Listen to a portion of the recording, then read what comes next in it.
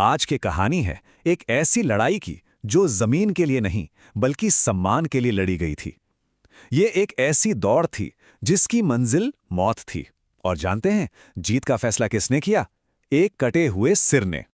तो चलिए इस कहानी में उतरते हैं और समझने की कोशिश करते हैं कि आखिर सम्मान की कीमत होती क्या है। तो बात है मेवाड़ के महाराणा अमर सिंह प्रथम के दौर की। मुगलों ने उंटाला के एक बहुत ही मजबूत किले पर कब्जा कर लिया था और महाराणा उसे किसी भी कीमत पर वापस पाना चाहते थे।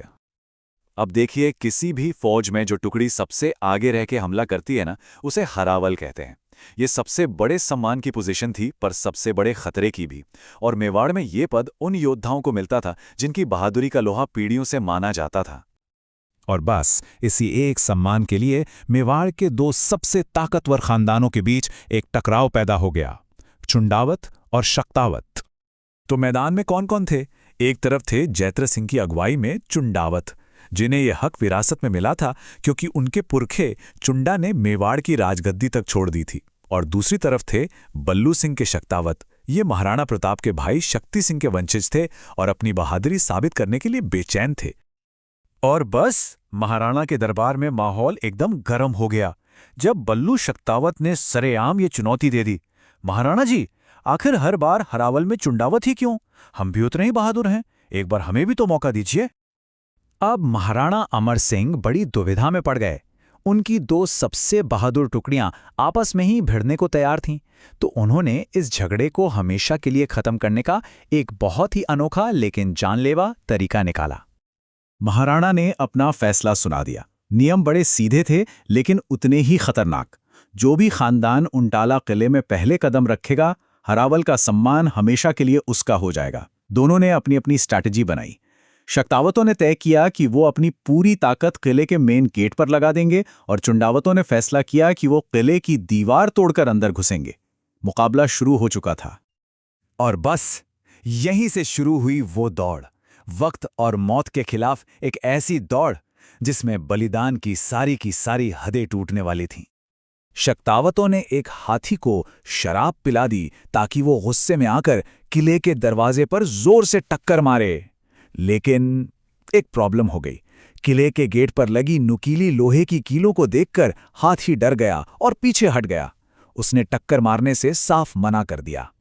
शक्तावतों को लगा कि अब वो हार गए, लेकिन तभी उनके लीडर बल्लू शक्तावत ने एक ऐसा फैसला लिया जिसकी किसी ने कल्पना तक नहीं की थी। वो चिल्लाए, अगर मेरे वंश को इज्जत मिलती है तो मेरी मौत कुछ भी नहीं, हाथी को मेरे ऊपर चढ़ा दो। और ठीक वैसा ही हुआ। बल्लू शक्तावत गेट की नुकीली कीलों से जाकर चिपक गए और महावत ने हाथी को उनकी पीठ पर टक्कर मारने का हुक्म दिया।